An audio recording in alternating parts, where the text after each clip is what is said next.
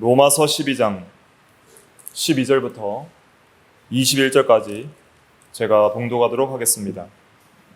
12절 소망 중에 즐거워하며 환난 중에 참으며 기도에 항상 힘쓰며 성도들의 쓸 것을 공급하며 손 대접하기를 힘쓰라.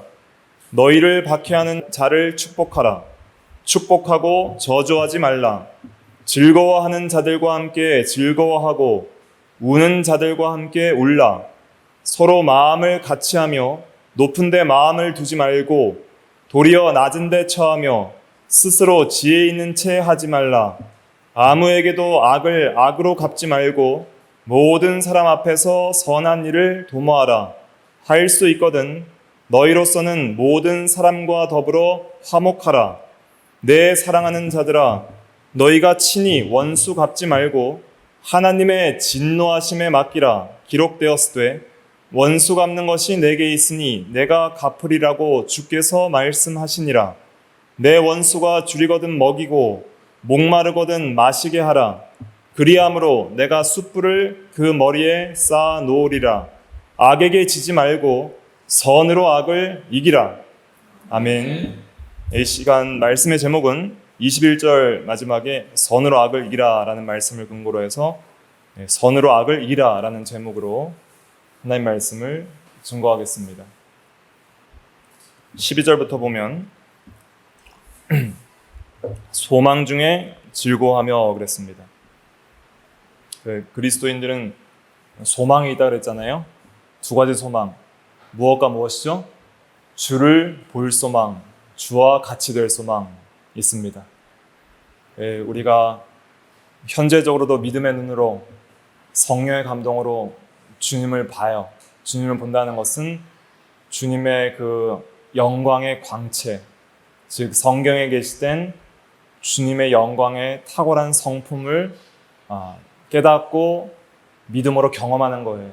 주님이 나와 함께 하시고 주님이 내게 어떤 은혜를 베풀어 주시는지를 믿음으로 보는데, 그런데 그것은 한계가 있고 힘이에요. 부족해요. 그런데 우리가 주님을 볼 소망이 있어요. 육체가 죽으면 영원히 주님을 볼 것이고, 또 주님이 재림하시면 영육 전체가 완전하게 되어서 육체가 부활해서 주님을 보고 주와 함께 영원히 있을 것입니다. 그리고 주와 같이 될 거예요. 영혼도 거룩하게 되지만 주님과 같이 육체도 부활해서 주님과 같은 형상을 입어서 주님과 함께 영원히 살 소망, 그것이 우리에게 있습니다. 부활과 재림과 영원한 하나님 나라에서 영생의 소망이 있어요. 이 소망을 견고히 가지려면 현재적으로도 그 소망을 깊이 깨닫고 그 소망을 맛보고 경험하는 게 중요하다고 그랬습니다. 그래서 현재적으로도 믿음의 눈을 떠서 소망을 보고 주님을 좀 바라봐야 돼요. 그래서 고린도후서 3장 18절에 우리가 다 수건을 벗은 얼굴로 주님의 영광을 보매 주와 같은 형상으로 변화되어 영광에서 영광에 이르니 주의 영으로 말미암느니라 그랬잖아요. 우리가 좀 완고한 마음, 교만한 마음 좀 벗어버리고 믿음의 눈으로 성경의 진리를 근거해서 주님의 그 영광의 탁월한 성품을 바라봐야 됩니다. 주의 영광을 내게 보이소서 현재적으로도 그렇게 소망을 가지고 부르짖으면 믿음의 눈으로 볼 수 있다는 거예요. 주님의 영광을 좀 우리가 성경적으로 경험해야 사람이 좀 변합니다. 진리의 말씀을 근거해서 하나님이 누구시고 예수 그리스도가 누구신지를 바라봐야 돼요. 보지 않으면 변화되지 않습니다. 누구를 봐야 그 사람처럼 변화되는 거예요.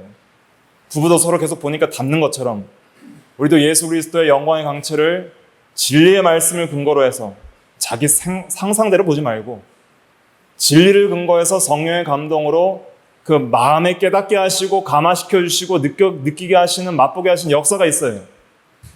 그 역사를 따라서 바라보면 사람이 변하게 되어 있습니다. 그렇게 점점 변해가는 게 신앙생활이에요. 그러다가 마침내 주님을 직접 볼 때 완전히 변화되게 되는 거예요. 지금은 성화로 점진적으로 성화를 이뤄나가고, 주님을 볼 그때는 참되게 볼 때는 영화, 완전히 영광스럽게 되는 것입니다. 이러한 소망이 있는 자들에게는 환난 중에도 인내가 있어요. 참을 수 있는 거예요. 어렵고 현실적으로 고난이 있고 시험이 있고 육체적인 질병과 연약함이 있고 한 번 죽는 그런 고통이 있어도 소망이 있는 사람은 참습니다. 운동선수들은 금메달 딸 소망 가지고 4년을 훈련을 참잖아요. 학생들은 시험 잘 칠 소망 가지고 공부하는 어려움을 참잖아요. 농부들은 가을에 수확의 소망을 가지고 봄, 여름 더운데 고생을 참잖아요. 세상 소망도 그런 인내가 있는데 우리에게 있는 소망은 산 소망, 참된 소망, 영광스러운 소망, 또 영원한 소망이에요. 그 소망을 가진 사람들은 환난 중에도 소망 가지고 참는 거예요. 내가 비록 이 세상에서는 환난을 당하나 하나님의 나라에서 영원히 살리라. 주님께서 갚아주시리라. 내가 주를 보리라. 주와 같이 되리라. 이 소망을 가지는 거예요.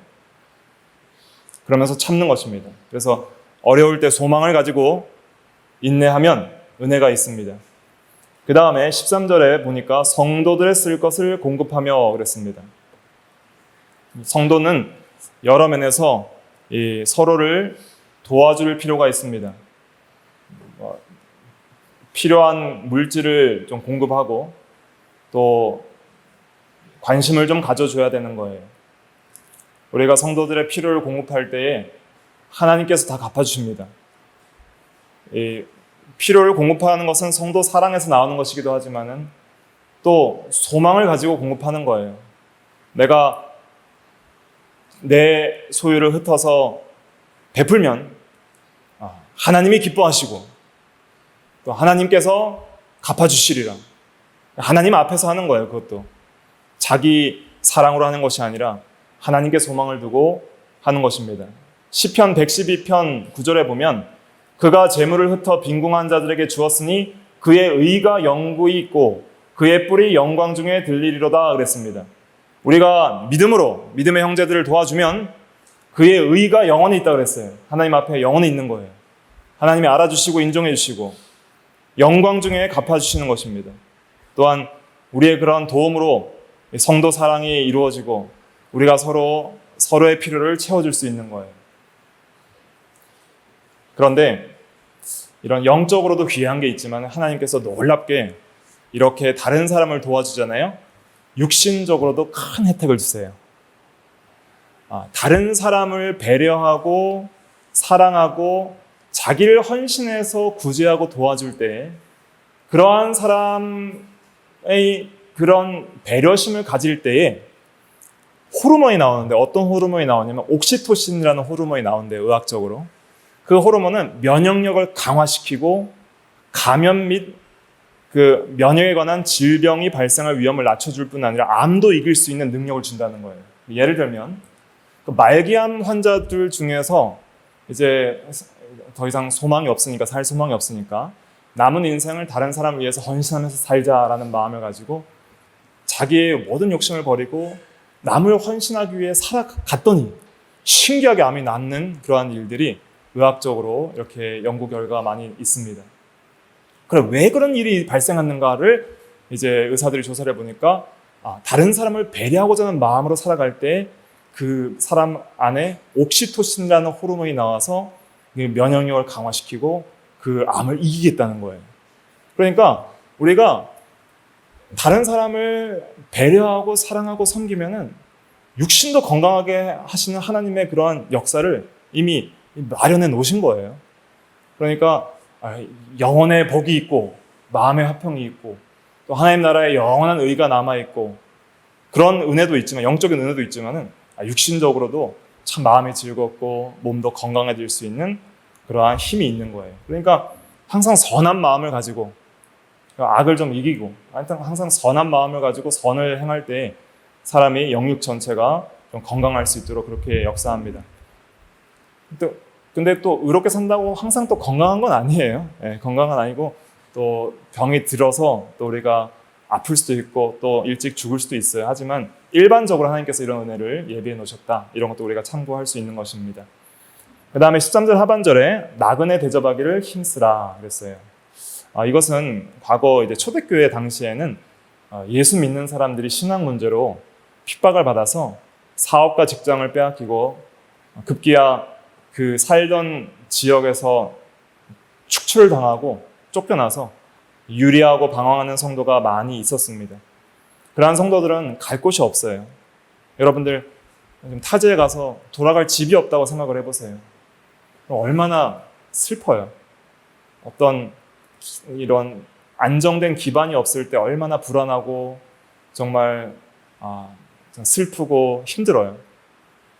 그러한 성도들을 그 초대교회 때 잘 대접하라는 거예요. 어려움을 당하고 참 현실적으로 어떻게 할 수 없는 상황에 있는 성도들을 잘 영접하는 것, 그것을 힘쓰라고 말하는 것입니다. 오늘날도 우리가 어려움을 당한 성도들, 또 나에게 찾아오는 성도들 물리치지 말고 잘 대접하는 것이 중요합니다. 그렇게 할 때 하나님께서 은혜를 많이 주세요. 마태복음 25장에 보면은 예수님께서 마지막 심판 때 성도들에게 이렇게 말씀하신다 그랬어요. 내가 줄일 때에 너희가 먹을 것을 주었고, 목마를 때에 마시게 하였고, 나그네 되었을 때 영접하였고, 헐벗었을 때에 옷을 입혔고, 병들었을 때에 돌아보았고, 옥에 갇혔을 때에 와서 보았느니라. 언제 우리가 그렇게 했습니까? 할 때에 마태복음 25장 40절에 너희가 여기 내 형제 중에 지극히 작은 자 하나에게 한 것이 곧 내게 한 것이니라 그랬습니다. 그래서 우리가 다른 성도들에게 한 선행은 예수님께 한 것처럼 여기시고 우리에게 갚아주시는 거예요. 그러한 소망을 가지고 나그네를 잘 대접하고 환대하는 것이 중요합니다. 마태복음 7장 12절 한번 읽어볼까요? 마태복음 7장 12절 같이 읽어볼게요. 시작. 그러므로 무엇인지 남에게 대접을 받고자 하는 대로 너희도 남을 대접하라. 이것이 율법이요 선지자니라. 네. 남에게 대접을 받고자 하는 대로 너희도 남을 대접하라. 기억하십시오. 남에게 대접을 받고자 하는 대로 너희도 남을 대접하라. 이렇게 사시면 하나님이 은혜를 주세요. 이러려면 자기를 희생해야 됩니다. 자기의 물질, 자기의 시간, 자기의 힘, 자기의 노력들, 뭔가 헌신이 따르게 되어 있어요. 꼭 부탁하지 않아도 어떤 사람이 있는데 지금 이런 형편을 보니까 이렇게 내가 조금만 힘쓰면 그 사람의 큰 유익이 있을 것 같다. 그런 마음을 가지고 도와주는 거예요. 예를 들면 멀리서 어떤 분이 한국으로 이제 이렇게 일이 있어서 오시는데 그 가는 길이 이제 공항에서 가는 길이 어렵단 말이에요. 대중교통 타고 한국에서 이제 교통이 생소하니까 그러면 내가 시간과 형편이 되면은 좀 이렇게 모셔다 드리는 것 그런 사소한 일이지만은 내가 좀 노력하면은 그 사람에게는 큰 유익이 되는 거잖아요. 그런 것들이 내가 대접받고자 하는 대로 남을 대접하는 거예요. 또 사소한 도움, 또 사소한 배려, 또 사소한 관심 이러한 것들이 내게는 조금 헌신하고 힘을 내는 것이지만 그 사람에게는 큰 도움이 될 수 있고 정말 유익한 도움이 될 수 있는 것이죠. 그래서 이렇게 대접받고자 하는 대로 대접을 하다 보면 언젠간 돌아오게 되어 있습니다. 반드시 돌아옵니다. 하나님께서 마지막 때에 다 갚아주실 뿐 아니라 현세에서도 놀랍게 갚아주시는 거예요. 그런 일들이 많이 있어요. 그 다음에 14절 한번 읽어볼게요. 14절 같이 읽어볼게요. 시작. 너희를 박해하는 자를 축복하라. 축복하고 저주하지 말라. 네, 박해하는 자, 그렇게 자기를 해하고 괴롭히는 자들에 대해서 축복하라 그랬습니다. 저주기도 하지 말고 축복하라는 거예요. 어떻게 그렇게 할 수 있는가? 그것은 이제 그리스도의 사랑과 또 본을 받아서 그렇게 하는 것입니다. 예수님께서는 십자가상에 달리실 때 자기를 못 박는 자들에 대해서 저들의 죄를 사하소서 저들이 하는 일을 알지 못하나이다 하면서 원수를 위하여 기도해 주시고 그들의 구원을 위해서 기도했습니다. 그 주님의 본을 본받아서 우리도 박해하는 자들을 축복하고 저주하지 않는 것이 그리스도의 제자의 길을 걸어가는 것이고 하나님의 자녀다운 삶을 살아가는 것입니다. 물론 우리가 잘못해서 박해를 당하는 것은 그건 어쩔 수 없는 일이죠. 우리가 잘못했으니까 그건 용서를 구하고 또 잘 처신할 것은 처신해야 됩니다. 그러나 내가 선하고 의롭게 살고 있는데도 누군가 나를 괴롭히거나 박해할 때에는 원수 갚으려고 하지 말고 축복하고 저주하지 말라 그랬습니다. 그 17절부터 보면은 일단 15절, 16절 하고 넘어갈게요. 15절 한번 읽어볼까요? 시작. 즐거워하는 자들과 함께 즐거워하고 우는 자들과 함께 울라. 네. 그래서 항상 이 선을 행하는 사람들은 적극적으로 선을 행해 나가야 되는데 그 중에 우리가 이 공감하는 능력들이 좀 필요해요. 선을 행하려면 다른 사람에게 선을 행하려면 좀 공감 능력이 필요합니다. 그래서 다른 사람의 입장에서 그 사람의 입장을 공감해주고 좀 16절에 보니까 서로 마음을 같이 하라 그랬잖아요. 이게 공감 능력이에요. 같은 마음을 좀 품어야 돼요. 어떤 사람이 즐거운 일이 생겼어요. 그럼 배아파하지 말고 내일처럼 즐거워할 수 있는 그런 마음이 있어야 되는 거예요. 또 어떤 사람이 슬픈 일을 당했어요. 그러면 그냥 무관심하지 말고 내가 슬픈 일을 당한 것처럼 함께 울어주고 슬퍼해주는 것이 위로가 됩니다. 그래서 즐거워하는 자들과 함께 즐거워하면 즐거움이 몇 배가 되는 거예요. 또 슬퍼하는 자들과 함께 울어주면 슬픔이 감소가 되는 거예요. 그렇게 해서 성도들을 서로 섬기고 위로하는 것이 필요합니다. 16절 읽어볼게요. 시작. 서로 마음을 같이하며 높은 데 마음을 두지 말고 도리어 낮은 데 처하며 스스로 지혜 있는 채 하지 말라. 네. 마음을 좀 같이 해야 됩니다. 같은 마음이 되려면 같은 마음의 기준이 있어야 되잖아요. 그 기준은 그리스도 예수의 마음이라 그랬어요. 빌립보서 2장 5절에 보면 너희 안에 이 마음을 품으라 곧 그리스도 예수의 마음이니. 그분은 겸손하다 그랬습니다. 그래서 각각 다른 사람을 나보다 낮게 여기고 예수님의 마음, 겸손한 마음, 자기를 낮추는 마음을 우리가 품어야 됩니다. 그래서 여기서 높은 데 마음을 두지 말라는 16절 말씀은 교만하지 말라는 거예요. 교만한 것은 다른 사람과 하나님 앞에 자기를 높이는 것이 교만한 마음입니다. 도리어 낮은 데 처하며 스스로 지혜 있는 채 하지 말라 그랬습니다. 그래서 참으로 지혜 있는 사람은 겸손한 사람입니다. 하나님께서 교만한 자를 대적하시고 겸손한 자에게 은혜를 주신다 그랬습니다. 또 특별히 마태복음 11장 25절을 말씀해 보면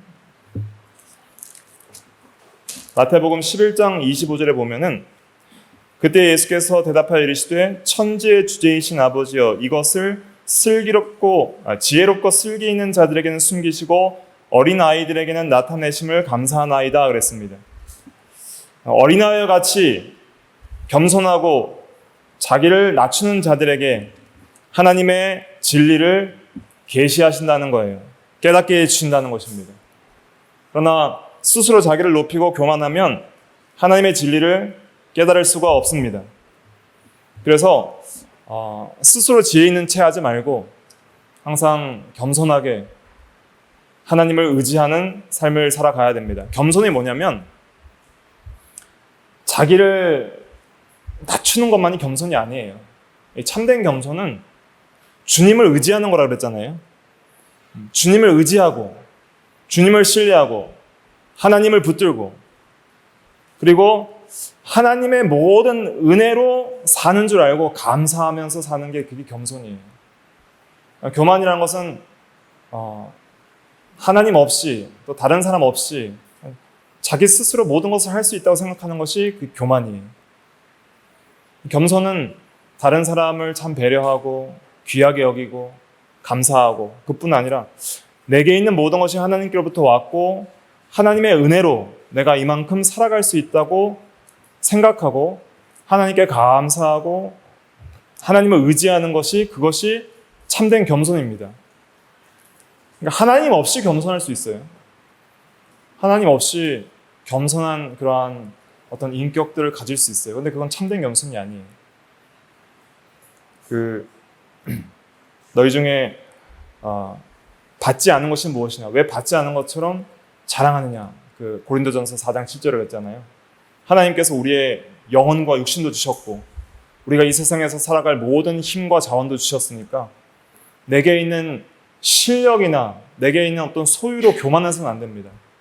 보통 교만이라는 것은 실력을 배경으로 봐요. 항상 내가 갖고 있는 실력, 어떤 지성적인 실력이나 어떤 물질적 실력이나 아니면 또 어떤 육체적인 힘이나 아니면 내가 세상적으로 가지고 있는 어떤 권력이나 어떤 권위나 위치나 어떤 실력들이 있어요. 그런 실력을 배경으로 교만한 마음이 오는 거예요. 내가 참 잘났다. 내가 역시 나다 하는 그런 교만함이 오는 거예요. 그럴 때 사람이 넘어지는 거예요.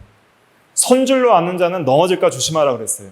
고린도전서 10장 12절에 그랬죠. 선줄로 생각하는 자는 넘어질까 조심하라. 그래서 항상 겸손한 게 참 중요한 것 같아요.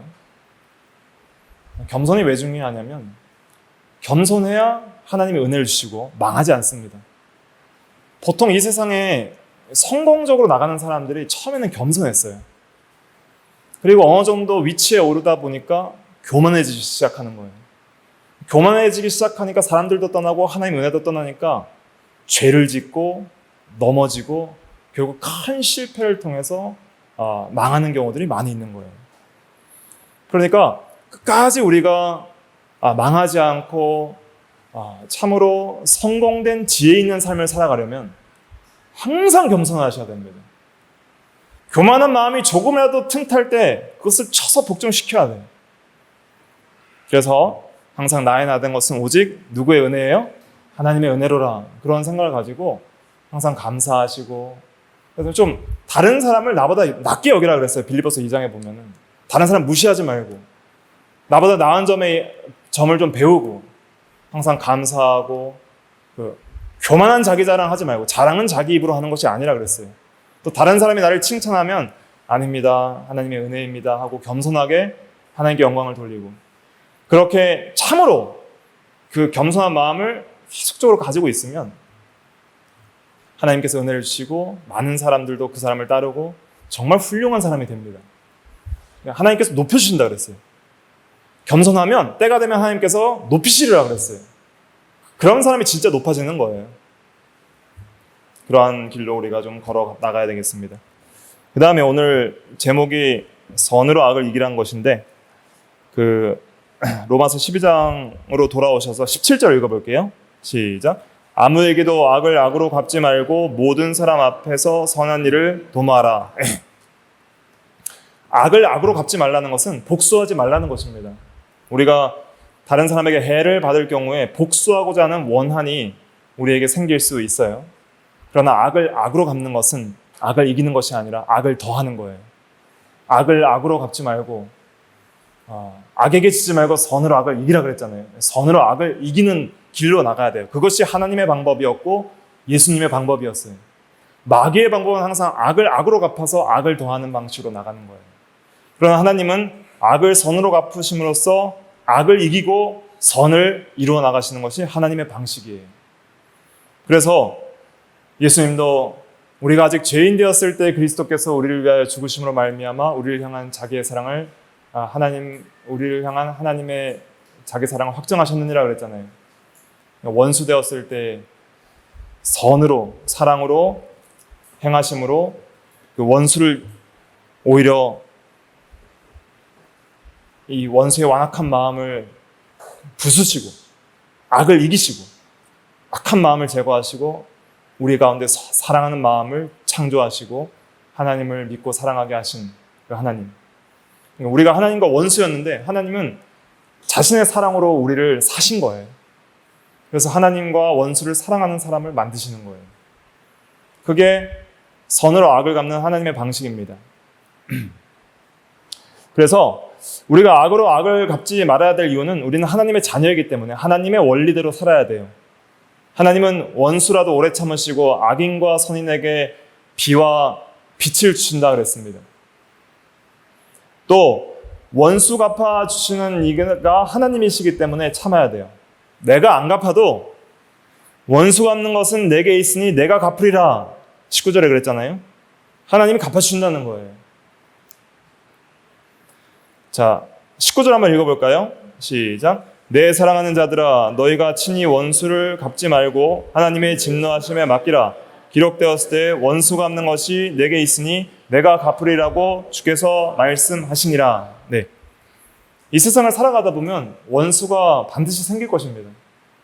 아무 이유 없이 나를 미워하고 또 그렇게 하지 않았는데 했다 그러고 나를 참소하고 욕하고 뒤에서 수근수근거리고 실제적으로 정신적으로 물질적으로 육체적으로 피해를 입히고 또 나의 인생길을 막으려고 하는 원수들이 생길 수 있어요. 그러면 우리는 수단과 방법을 가리지 않고 그 원수를 대항하려고 해서는 안 되고, 물론 이 세상에서 합법적인 그 권위를 사용하여서 원수에게 피해 입지 않도록 자기를 보호하는 건 중요한 거예요. 그러니까 누가 나를 때리거나 죽이려 하면은 법적으로 공권력을 이용해서 경찰이나 이러한 또 법적인 절차를 통해서 나를 보호하는 것도 중요하고요. 또 실질적으로 해를 입었을 때 법적인 절차를 통해서 내 재산을 보호하거나 또 회복하는 것도 중요하죠. 그런데 실제로 내가 어떤 피해를 개인적으로 받았을 때 그 개인적으로 복수하고 보복하려는 그 원한을 갖지 말라는 거예요. 이 세상에서도 우리를 보호하시려는 하나님의 어떤 외적인 그 일반 은혜적 방편이 있어요. 그런 것들을 이용해서 우리가 보호를 받아야 되지만은, 근데 사실 우리가 어떤 법적 보호나 이 세상에서의 어떤 공권력의 보호가 완벽해요? 안 완벽해요? 안 완벽하죠. 그리고 원수에 대해서 완벽하게 복수해 주지도 못해요. 그런데 놀라운 것은 하나님께서 원수를 갚아주신다는 거예요. 하나님의 진노하심에 맡기라는 거예요. 그것은 하나님이 입법자와 재판장으로 살아계심을 믿는 것이고, 또 하나님께 맡기면 뭐가 좋아요? 하나님이 갚는 게 무서울까요? 내가 갚는 게 무서울까요? 하나님이 갚는 게 훨씬 무서워요. 하나님의 진노하심에 갚으니까. 하나님이 원수를 갚아주시니까 얼마나 든든해요. 누가 나를 괴롭히면 내 옆에서 나의 모든 것을 지켜줄 든든한 백이 있으면 얼마나 든든해요. 그런데 우리는 하나님 백이 있잖아요. 하나님이 우리의 아버지가 되시고 재판장과 공의로운 재판장이 되셔서 한치의 오차가 없이 완전하게 갚아주시는 거예요. 이 세상에서도 갚아주시는 것이 있지만은 일시적으로 내세에서 영원한 형벌로 갚아주시는 거예요. 예수 믿지 않는 자들에게는. 그리고 하나님은 정확하게 갚으십니다. 우리는 원수를 갚으려고 해도 정확하게 공의롭게 심판하지는 못해요. 내가 받은 만큼, 그가 당해야 될 형벌만큼 일치의 오차도 없이 정확하게 그렇게 원수를 갚지 못하고, 우리는 오히려 보복하려다 보면은 더 많은 악을 행하는 경우들이 많이 있죠. 과도하게 보복하다가 더 큰 또 악을 저지르는 경우들도 있는 것입니다. 그렇기 때문에 우리가 직접 원수를 갚지 않는 것이, 그것이 선으로 악을 이기는 거예요. 또 원수 갚지 않는 것이 악을 방지시키는 귀한 방편이 될 수도 있습니다. 원수를 갚지 않음으로써 그 사람을 변화시키고 친구로 삼을 수도 있어요. 그래서 원수 갚지 않으면 오히려 그 사람이 변화하여 새롭게 될 소망이 있는 거예요. 예를 들면 손영원 목사님은 그 여수에 계실 때 두 아들이 이제 이 공산당을 지지하는 어떤 사람에게 죽임을 당했거든요. 근데 그분을 이제 자기가 용서하고 입양해서 양자로 삼고 사랑해서 그분이 이제 나중에 커서 목사님이 됐어요. 그러니까 오히려 그 원수가 변화돼서 목사가 되고, 또 그렇게 하나님의 일을 하는 놀라운 일을 그 원수 사랑을 통해서 이루게 된 것이죠. 또 이 보복하려는 마음을 가지면은 은혜를 잃어버려요. 내 마음속에 보복하려는 마음을 갖고 원한을 갖고 내가 반드시 갚으려는 마음을 품고 있으면 내 마음이 평강해요? 안 평강해요? 안 평강하죠. 항상 불안하고 이 미움과 그 원수를 갚아야 되는데 갚지 못하는 그 심정 때문에 불안한 거예요. 시원하지가 않은 거예요. 그런데 하나님께 모든 걸 맡기면은 마음 평안하고 하나님께서 반드시 갚아주실 것을 믿으면은 우리가 원수 갚는 마음을 가지지 않을 수 있는 것이죠. 그 매튜 헨리는 그 원수의 모욕을 유순으로 받으면 마치 던져진 돌이 솜무더기에 떨어진 것 같이 된다라고 그렇게 지적을 했는데, 원수가 돌을 던지면 내가 유순한 마음을 받으면 그냥 솜에 푹 떨어지는 것처럼 나에게도 별로 영향이 없고, 또 그러한 원수를 갚지 않고 사랑으로 대하면은 그 원수도 감화를 받거나 아니면 권태를 느껴서 악행을 그만두는 그런 경우들이 있다는 거예요. 그래서 악을 악으로 갚지 말고 친히 원수 갚는 것을 하나님의 진노하심에 맡기는 것이 중요합니다. 하나님이 원수를 갚는다고 생각을 해보세요. 얼마나 무서워요. 그러니까 불쌍한 생각이 드는 거예요. 지옥에서 영원한 불 가운데 형벌받을 걸 생각하니까 불쌍하고, 그러니까 그 원수도 회개하고 돌이켜서 예수 믿고 구원받기를 바라는 마음으로 그렇게 선을 도모하는 것이, 그것이 믿음의 삶입니다. 여기서 17절에 보니까 모든 사람 앞에서 선한 일을 도모하라 그랬잖아요. 이 선한 일을 도모하라는 것은, 도모하라는 원어적 의미는 미리 숙고하고 미리 주의하라는 거예요. 미리 생각하라는 거예요. 그러니까 선한 일이라는 것은 갑자기 막 한다고 되는 것이 아니라 어떻게 선하게 해야 할지를 미리 생각하고 예비하는 것이 중요합니다.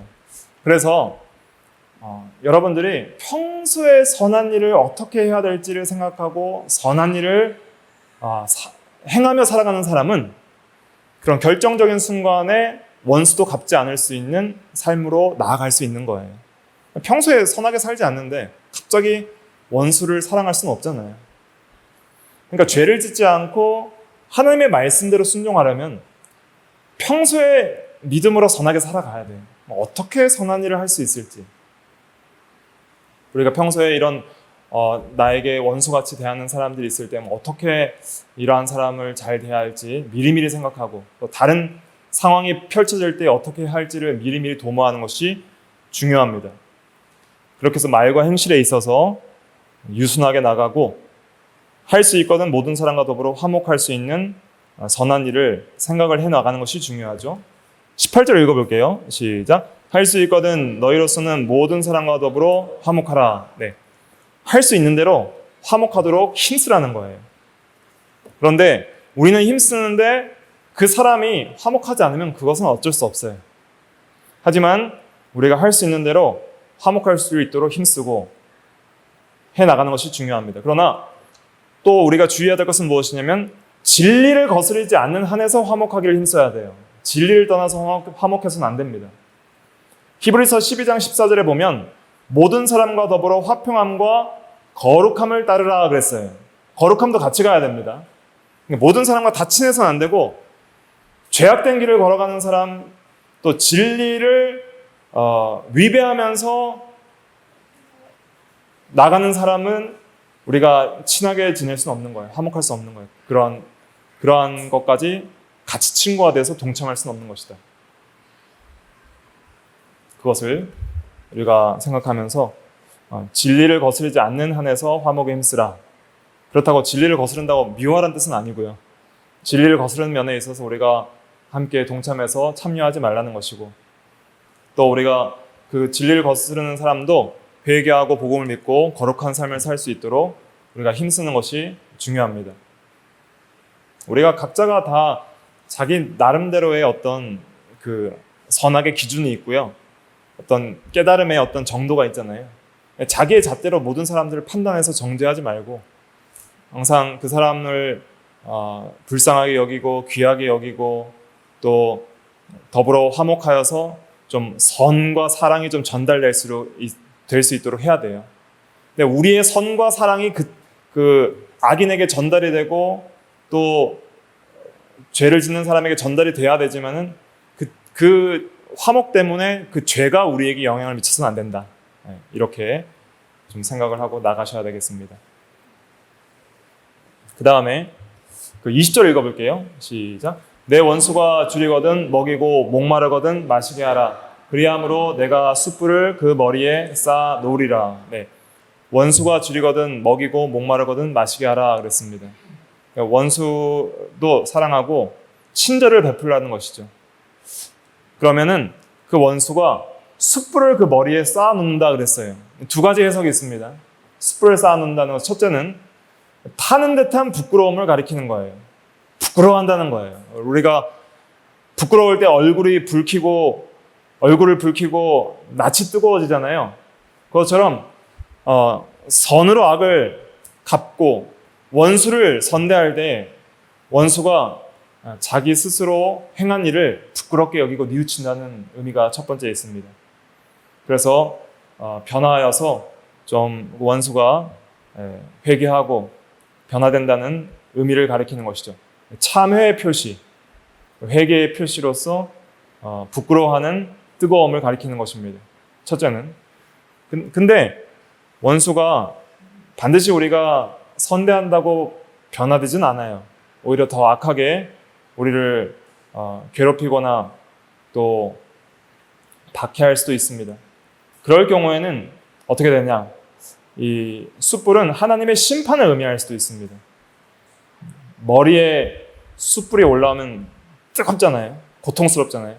그러니까 불은 구약적 배경에 의하면 하나님의 심판을 상징하는데 하나님께서 머리에 불이 올라가는 것처럼 그렇게 더 큰 심판을 내린다는 그런 의미로도 우리가 해석을 할 수가 있는 거예요. 두 가지 해석을 다 받아들일 수 있습니다. 원수를 선대하면 그 원수가 부끄러워서 변화될 수도 있고요. 또 선대했는데도 더 악을 행하면 선대했는데 악을 행하니까 악에 악을 더하는 것이니 심판은 더 큰 심판이 하나님께로부터 온다. 이렇게 해석할 수도 있습니다. 그러니까 우리가 이 원수에 대한 것도 하나님 중심으로 대해야 되는 거예요. 하나님께서 심판하시고 하나님께서 함께 하시니까 하나님을 믿는 믿음 안에서 우리가 원수를 잘 대해 나가는 것이 중요합니다. 21절 읽어보고 마칠게요. 21절 시작. 악에게 지지 말고 선으로 악을 이기라. 예, 이 말씀을 마음에 좀 기억하시면 좋을 것 같습니다. 악에게 지지 말고 선으로 악을 이기라. 그랬으니까 악이 있더라도 악을 악으로 대하면 뭐가 늘어나요? 악이 늘어나는 거예요. 악이. 근데 선으로 악을 이기면 악이 이제 죽는 거예요. 선이 악을 이기는 겁니다. 악이 악을 이기는 것이 아니라. 그래서 우리가 선한 행실, 예수 그리스도를 믿는 사람은 놀라운 선, 은혜, 사랑을 받은 자이기 때문에 우리가 이제는 그리스도를 본받아서 선으로 악을 이기는 데까지 나아가는 우리가 다 되어야 되겠습니다. 다 같이 기도하겠습니다.